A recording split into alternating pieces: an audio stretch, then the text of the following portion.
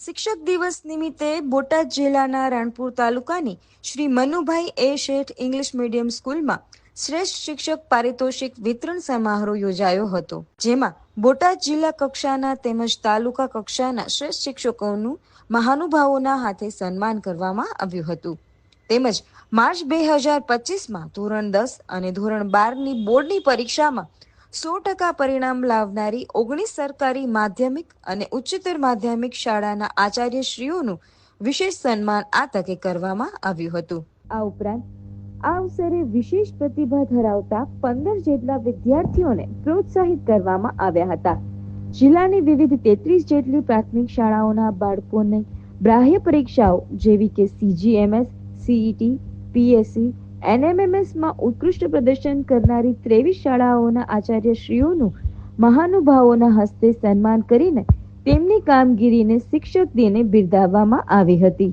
આ કાર્યક્રમમાં બોટાદ જિલ્લા પંચાયત પ્રમુખ શ્રી જેઠીબેન પરમાર, બોટાદ જિલ્લા વિકાસ અધિકારી શ્રી અક્ષય બુડાનિયા સહિત શિક્ષણ સમિતિના ચેરમેન શ્રી, નગર પ્રાથમિક શિક્ષણ સમિતિના ચેરમેન શ્રી તેમજ વિવિધ પદાધિકારીશ્રીઓ અને તમામ માન્ય સંઘોના હોદ્દેદારો ઉપસ્થિત રહ્યા હતા. આ સમગ્ર કાર્યક્રમ બોટાદ જિલ્લા શિક્ષણાધિકારી શ્રી ડોક્ટર ભરત વઢેરના માર્ગદર્શન હેઠળ તેમજ બોટાદ નાયબ જિલ્લા પ્રાથમિક શિક્ષણાધિકારી શ્રી પ્રભાતસિંહ મોરી અને જિલ્લા મોડેલ સ્કૂલના આચાર્ય શ્રી વિક્રમસિંહ પરમારની દેખરેખમાં જિલ્લા શિક્ષણની ટીમ દ્વારા ખૂબ જ સુંદર આયોજન કરવામાં આવ્યું હતું. નાનામાં નાનો જિલ્લો છે, 4 તાલુકા છે, પણ એટલા બધા સન્માન અમે કર્યા એટલે મને નથી લાગતું કે કોઈ શિક્ષક કે કોઈ શાળા રહી ગઈ હશે હવે સન્માનમાં.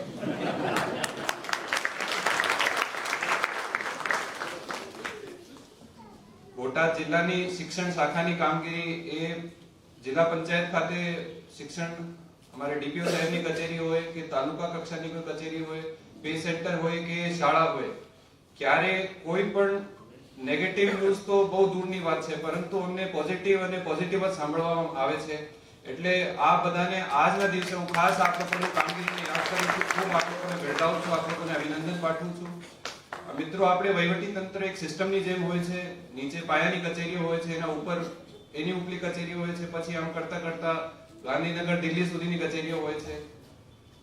હું એક દાખલો લઉં તો આપણે આરોગ્યમાં કોઈ પણ દર્દી હોય જેને કઈ પેટનો દુખાવો થયો હોય કે કોઈ એને બીમારી થઈ હોય, એ નીચેમાં નીચે સબ સેન્ટર પર જાય, સબ સેન્ટરના જે CHO હોય એનાથી ન થાય તો એ PHC ઉપર જાય. PHC પર ડોક્ટર હોય, એને પેશન્ટનું વ્યવસ્થિત ઇલાજ ના કરે, એને સારવાર ના કરે, બગડી જાય તો એને પછી જિલ્લા કક્ષાએ ડિસ્ટ્રિક્ટ હોસ્પિટલમાં આવવું પડે. અને અહીંયા બી જો વ્યવસ્થિત ડોક્ટર ના હોય અને સારવાર વ્યવસ્થિત ના થઈ શકી હોય તો એને ઉપર છેક સુધી પછી ગાંધીનગર, અમદાવાદમાં ઇલાજ કરાવવો પડે. એટલે દરેક તંત્રનું આ સિસ્ટમ હોય છે.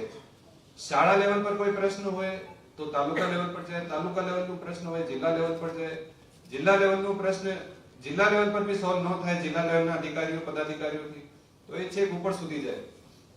એટલે મારી પાસે મારા 2.5 વર્ષના કાર્યકાળમાં આજ દિન સુધી કોઈ પણ ગાંધીનગરથી તો ગાંધીનગર પહોંચે તો પ્રશ્ન દૂરની વાત છે, મારા સુધી પણ કોઈ પ્રશ્નો શિક્ષણ શાખાના ક્યારે પહોંચતા નથી. અને એ દર્શાવે છે કે કેટલી સ્ટ્રોંગ લીડરશિપ આપણે અહીંયા જિલ્લામાં છે, તાલુકામાં છે, સાથે સાથે નીચેના અમારા શિક્ષકો જે દરેક શાળામાં કામગીરી કરી રહ્યા છે.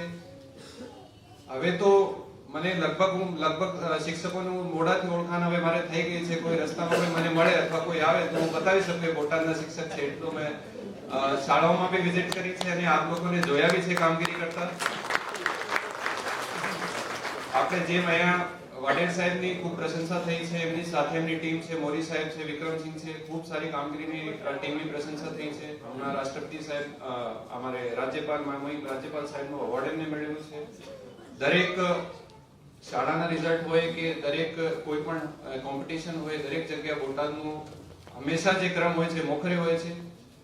વાડેર સાહેબની તો પ્રશંસા થવા પાત્ર છે અને ખૂબ પ્રશંસા થઈ છે, પણ મારે એક વાડેર સાહેબની જે ટીમ છે એ ખરેખર જો ટીમ ના હોય તો એ મારો એક એક્સપિરિયન્સ છે કે કેટલા બી સરસ અધિકારી હોય પણ એમને જો ટીમ સારી ના મળી હોય તો એ ક્યારે ઉપર નહીં વધી શકતા. એટલે તમામ શિક્ષકોને આપ લોકોની મારી પ્રશંસા કરવી છે, જિલ્લાની તાલુકાની ટીમની સાથે આપ લોકોની મારી પ્રશંસા કરવી છે.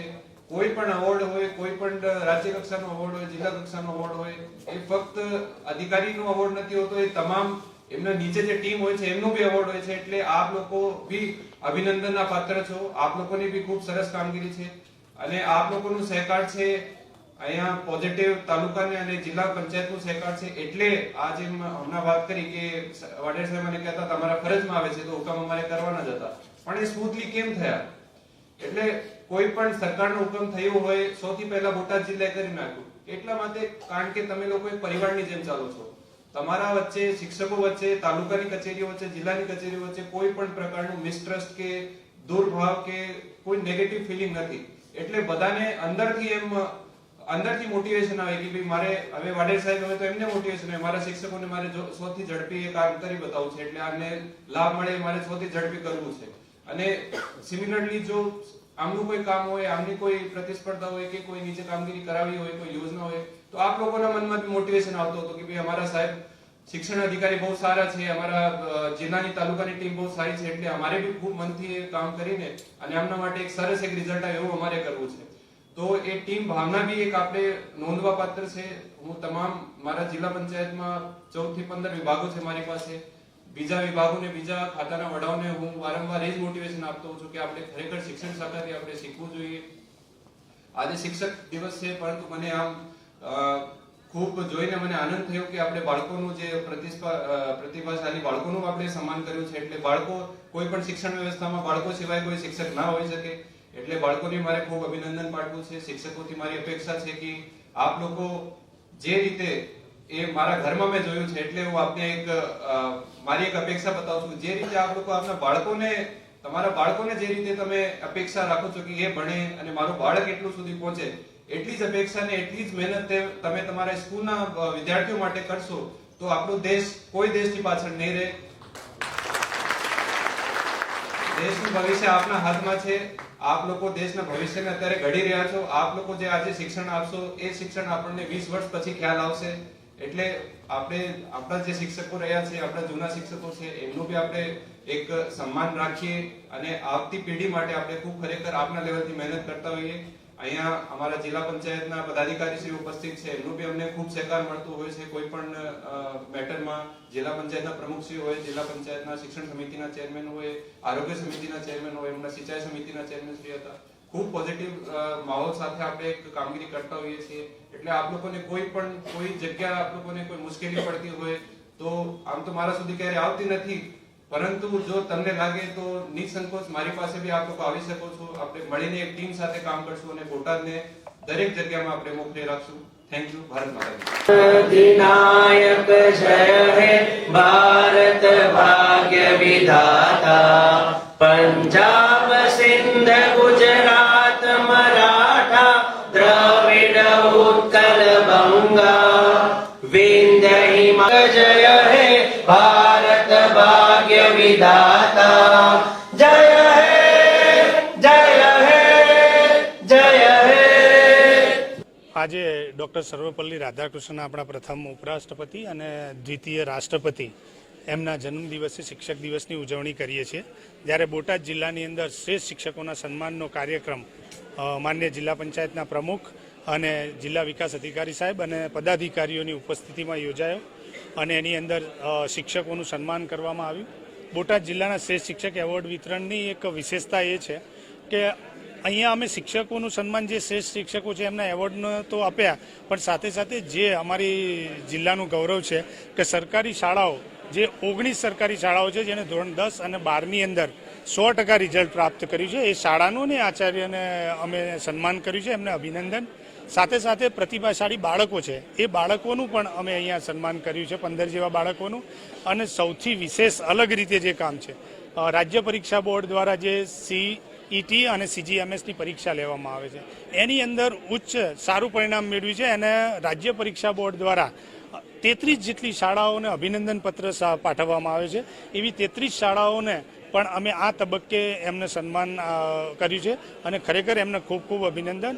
અને બોટાદ જિલ્લો શિક્ષણમાં હંમેશા અગ્રેસર રહ્યો છે પરિણામની અંદર અને કોઈ પણ કામની. એટલે આજના તબક્કે શિક્ષક દિન નિમિત્તે તમામ શિક્ષકોને ખૂબ ખૂબ અભિનંદન અને શિક્ષક દિવસની ખૂબ ખૂબ શુભેચ્છાઓ અને તમામનો ખૂબ ખૂબ આભાર માનું. મારું નામ વિપુલ સિંહ નરસિંહભાઈ પરમાર, હું શ્રી જલાલપુર પ્રાથમિક શાળામાં સામાજિક વિજ્ઞાન વિષય શિક્ષક તરીકે સેવા બજાવું છું. આ ક્ષણ મારા માટે ખૂબ જ યાદગાર છે, જીવનભર યાદ રહે એવી છે. અને આ ક્ષણથી મને જે નવાજવામાં આવ્યો છે શ્રેષ્ઠ શિક્ષક એવોર્ડથી, એટલે હું સમસ્ત એડમિનિસ્ટ્રેટિવ સ્ટાફનો આભાર વ્યક્ત કરું છું.